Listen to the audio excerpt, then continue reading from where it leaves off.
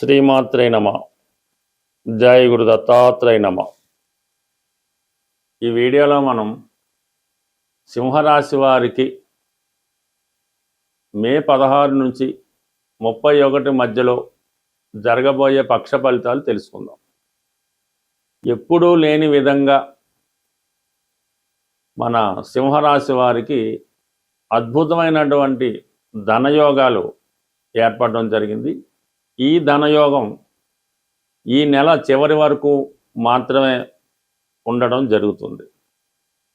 మరి కొద్ది రోజులుగా అష్టమ శనితో పాటు అష్టమ కుజ ప్రభావం వల్ల చాలా ఇబ్బందుల్ని, నష్టాల్ని, ప్రమాదాల్ని ఎదుర్కోవడం జరిగింది మన సింహరాశి వారు.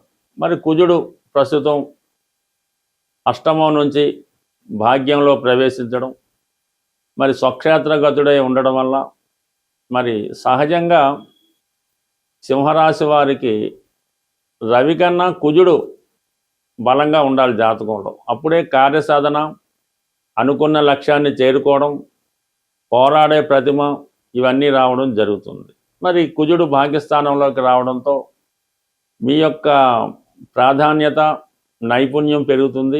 అటు స్థిరాస్తి వ్యాపారంలో ఉన్నా, టెక్నికల్ రంగంలో ఉన్నా, రాజకీయ రంగంలో ఉన్నా ఆటోమేటిక్గా మీ ప్రాధాన్యత పెరుగుతుంది. మీ సహచరులు కానీ, మీ కింద పనిచేస్తున్న వాళ్ళు కానీ కంప్లీట్గా మీ కంట్రోల్లోకి రావడం జరుగుతుంటుంది. ఇక ప్రధానంగా మరి దశమ స్థానంలో రవి, ఇంచుమించుగా ఈ పక్షం అంతా రాష్ట్రాధిపతి రవి దిగ్బలుడై ఉండడం వల్ల మీరు ఏ రంగంలో వృత్తిలో ఉన్నా, స్వతంత్ర వృత్తిలో ఉన్నా మీ ప్రాధాన్యత పెరుగుతుంది. వృత్తిలో చాలా డిసిప్లిన్గా, చాలా స్ట్రిక్ట్గా ఉంటారు. ప్రభుత్వ ఉద్యోగులకి మరింత బాధ్యత పెరుగుతుంది. ఉద్యోగపరంగా త్వరలో మీకు ఒక ప్రమోషన్ లాంటిది వచ్చే అవకాశం ఉంటుంది.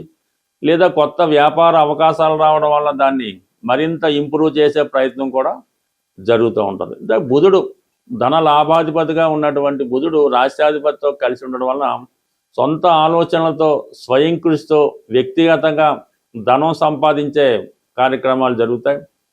మీరు ప్రభుత్వ రుణం కోసం ప్రయత్నం చేస్తున్నా, ఏదైనా పెద్ద మొత్తంలో వ్యాపార అవసరాల కోసం, ధన సహకారం కోసం ఎదురు చూస్తున్నా అది ఈ సమయంలో మీకు సక్సెస్ అయ్యే అవకాశం ఉంది. మరొక ముఖ్యమైన విషయం ఏంటంటే, మీరు ఒక యాంగిల్లో ఒకరి దగ్గర కానీ, ఒకరి ద్వారా కానీ, ఒక బ్యాంక్ ద్వారా కానీ రుణం ప్రయత్నం చేస్తుంటే అది వేరొక సంస్థ ద్వారా కానీ, వేరొక బ్యాంక్ ద్వారా కానీ మీకు ఫైనాన్స్ సౌకర్యం, ధనలాభం జరిగే అవకాశం ఉంది. బట్ ఏదైనా మీకు ప్రస్తుతం దశమ లాభాధిపతుల మధ్య ఏర్పడిన పరివర్తన, అంటే లాభాధిపతి బుధుడు దశమంలో ఉంటే దశమాధిపతిగా ఉన్నటువంటి శుక్రుడు లాభంలో ఉన్నాడు. ఎప్పుడైతే శుక్రుడు లాభంలోకి వచ్చాడో మరి వృత్తిలో అభివృద్ధి కలుగుతూ ఉంటుంది. అటు సినిమా రంగంలో ఉన్న వాళ్ళకి, స్త్రీలకి అనుకూలత ఏర్పడుతుంది. ఒక అధికార హోదా కలిగినటువంటి స్త్రీ కానీ, ఒక బాగా పారిశ్రామిక రంగంలో స్థిరపడినటువంటి స్త్రీలు మీకు వృత్తిపరంగా సహకరించి వాళ్ళు మీకు మీ అభివృద్ధికి కారణమవుతూ మిమ్మల్ని ఏదో విధంగా మంచి మార్గం వైపు నడిపించే ప్రయత్నం జరుగుతూ ఉంటుంది. బట్ గురువు శుక్రుడు లాభస్థానంలో ఉన్నప్పుడు ఇది స్త్రీలకి, ఈ రాశిలో ఉన్నటువంటి స్త్రీలకి వ్యక్తిగతంగా మీ యొక్క స్థాయి, హోదా పెరుగుతూ ఉంటుంది. అలాగే ఇన్నాళ్ళుగా మీరు దేని కొరకైతే ఎదురు చూస్తున్నారో, ఒక రాజకీయ పదవ, ఒక సినిమాలో ఛాన్సా, ఒక ప్రొడ్యూసర్గానా, ఒక నిర్మాతగానా, లేదంటే ఏదైనా ఒక సంస్థ స్థాపిద్దామనా, అటువంటి వాటిలో మీకు ఏదైనా లైసెన్స్ రావడం కానీ, ఒక పదవి లభించడం కానీ, మిమ్మల్ని ఒక లీడర్గా ఎన్నుకొని మిమ్మల్ని ఒక హోదాలో నిలబెట్టే సూచనలు ఉన్నాయి. బట్ ఏదైనా ఈ సింహరాశి వారికి ప్రధాన గ్రహాలు చాలా అనుకూలంగా ఉండడం జరిగింది. బట్ ఏదైనా అష్టమ శని గతంలో కన్నా అంత ఇబ్బంది పెట్టే అవకాశం ఉండదు. ఎందుకంటే కుజుడితో కలిసి ఉన్నప్పుడు చాలా ఇబ్బందులు, ప్రమాదాలు, భయంకర సిచ్యువేషన్స్, టెన్షన్స్ కలగజేయడం జరిగింది. ఇప్పుడు ఆటోమేటిక్గా శని ఒక్కడే లాభస్థానంలో ఉంటూ అతి తొందరలో మరి 11వ స్థానంలో ఉన్నటువంటి గురువు వ్యయస్థానంలోకి మారడం జరుగుతుంది జూన్ 1వ తారీఖు నుంచి. ఎప్పుడైతే మనకి గురువు కర్కాటక రాశిలో ప్రవేశించాడో డైరెక్ట్గా మరి తన యొక్క భాగ్య దృష్టితో శని భగవాన్ని వీక్షించడం వల్ల టెంపరీగా ఒక 4-5 నెలల పాటు ఈ సింహరాశి వారికి అష్టమ శని యొక్క ఇబ్బందుల నుంచి తప్పుకోవడం జరుగుతుంది.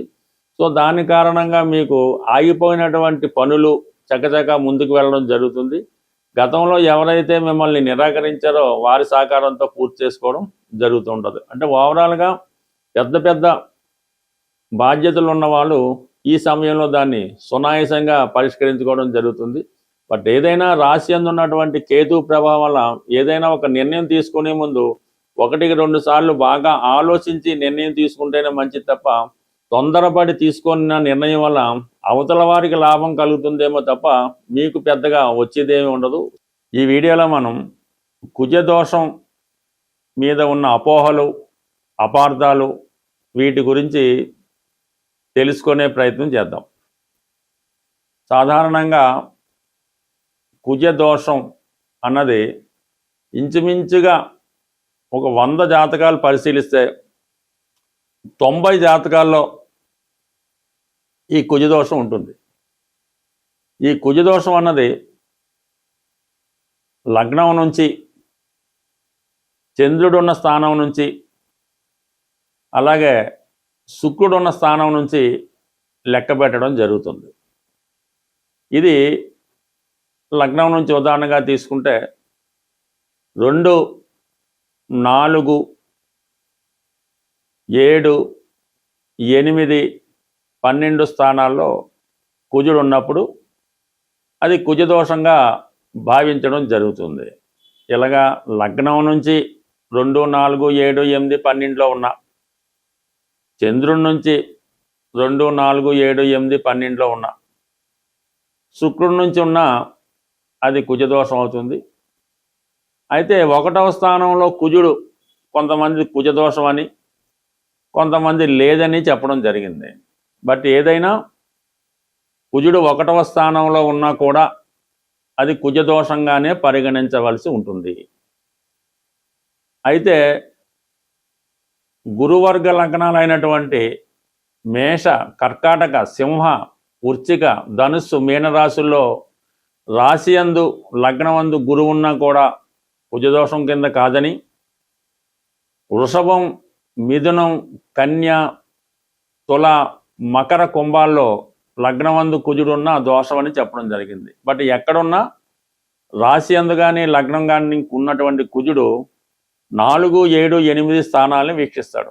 ఇది సివియర్ కుజదోషంగా మనం భావించవలసి వస్తుంది. సో ఈ విధంగా పరిశీలించినప్పుడు ఇంచుమించుగా 100కి 90-95 జాతకాల్లో కుజదోషం ఉండడం జరుగుతుంది.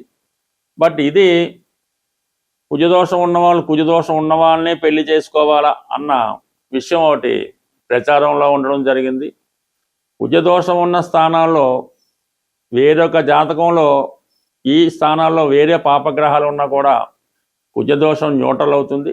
అయితే ఇది వ్యాపార దీక్షతో గాను తెలిసో తెలియకో కొంతమంది చూస్తున్న ప్రతి జాతకంలో కూడా వాళ్ళు ఏదో 10th పాస్ అయింది అమ్మాయి, ఏ కోర్సులో చేర్పించాలి, లేదంటే అమ్మాయి ఇప్పుడే జన్మించింది, ఏ పేరు పెట్టుకోవాలి, లేదా అమ్మాయికి ఏదో కొద్దిగా హెల్త్ బాగాలేదు, ఎలా ఉంటుంది, ఏ జాతకం మన దగ్గరికి అమ్మాయి జాతకం వచ్చినా కూడా అసలు విషయం మానేసి ఈ అమ్మాయి కుజదోషం ఉంది, ఈ కుజదోషం ఉండడం వల్ల పెళ్ళి అవ్వదు, లేదంటే ఇంకొక ప్రాబ్లం అది వస్తుంది, లేదంటే లవ్ అఫేర్ ఉంటుంది, ఈ విధంగా జాతకుడు చెప్పి దాని పరిహారం చేయించడం జరుగుతూ ఉంది. అది తెలియక కూడా కావచ్చు, ఇది వాళ్ళు కూడా నమ్మి ఏదో 8 సంవత్సరాల అమ్మాయికి ఏదో వ్యవహారం చేస్తే కుజదోషం ఉందని భయపడి అందరికీ చూపించి ఈ విధంగా ఇబ్బంది పడడం జరుగుతుంది. ఈ కుజదోషం ఉన్నవాళ్ళు కుజదోష పరిహారం చేసుకోవాల్సి వస్తే అది వివాహానికి ముందు, అంటే మనకు ఒక సంబంధం నిర్ణయమైన తర్వాత అబ్బాయి జాతకంలో కుజదోషం లేదు, అమ్మాయి జాతకంలో కుజదోషం ఉన్నది, అప్పుడు వాళ్ళిద్దరికీ పెళ్లి చేయాలనుకున్నప్పుడు అమ్మాయికి కుజదోష పరిహారం చేస్తే అప్పుడు ఆ దోష పరిహారం అయి తర్వాత చేసే పెళ్లి అనుకూలంగా ఉంటుంది. కాబట్టి ఆ విధంగా చేసుకుంటే మంచిది తప్ప అసలు ఏ సంబంధం లేకుండా ముందే పరిహారం చేయించారనుకోండి, అప్పుడు మళ్ళీ కుజదోషం లేని అమ్మాయి మళ్ళీ ఎక్కడ మనం ప్రయత్నం చేస్తాం, అది తప్పు. కాబట్టి కుజదోష పరిహారం అన్నది వివాహానికి ముందు చేయవలసినటువంటి క్రియ. అది అనేక రకాలుగా సాంప్రదాయ వారీగా ఉండడం జరుగుతుంది.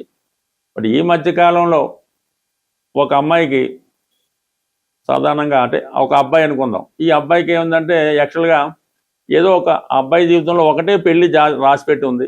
కొద్దిగా లేటు, అతనికి ఉద్యోగం లేకపోవడం వల్ల లేదంటే వేరే సాంప్రదాయ వృత్తిలో ఉండడం వల్ల వివాహం లేట్ అవుతుంది. ఎవరో ఒక గుళ్ళో పూజారి చూపిస్తే ఈ అబ్బాయి కుజదోషం ఉంది, పెళ్ళి అవ్వట్లేదంటే సరే ఏంటి పరిష్కారం అంటే ఈ డూప్లికేట్ మ్యారేజ్ ఏదో అరటి చెట్టుతో పెళ్లి చేయలేదు చెప్పారు. ఆ విధంగా వాళ్ళు ఆ పెళ్లి చేశారు.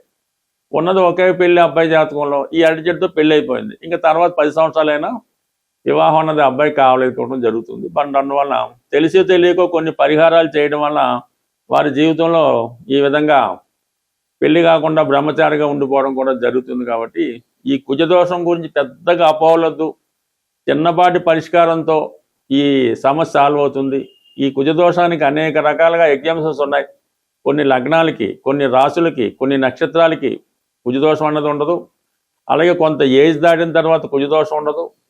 గురు దృష్టి ఉంటే కుజదోషం ఉండదు. ఇలాగా కుజదోషం ఒకటైతే 99 రకాలుగా పరిహారం జరుగుతుంది. బట్ ఏదో ముందు జాగ్రత్తగా చేసుకున్నా కూడా అది పెద్దగా ఏమి దానికోసం భయపడి జీవితాలు నాశనం అయిపోయినట్టు ఇబ్బంది పడే పరిస్థితి అయితే లేదు. కేవలం ఇది ఒక అపోహ తప్ప ఇది పెద్ద కొంపలు మునిగిపోయే దోషం అయితే కాదు. బట్ ఇది బ్రతుకు తెరువు కోసం చాలామందికి ఇది ఉపయోగపడుతుంది. అంటే కొంతవరకు బతకొచ్చు, కానీ మరీ అన్యాయంగా బతకకుండా అవతల వాడిని భయభ్రాంతులకు గురి చేసి జీవితాలను నాశనం చేసే విధంగా శాస్త్రం ఉండకూడదనే ఉద్దేశంతో ఈ పరిజ్ఞానాన్ని మీకు అందివ్వడం జరుగుతుంది. బట్ ఇంకా అనేక శాస్త్రం, అనేక డెప్త్ ఉంది. నాకు తెలిసినటువంటి 1% జ్యోతిష్ శాస్త్ర పరిజ్ఞానంతో చెప్పడం జరుగుతుంది. స్వస్తి.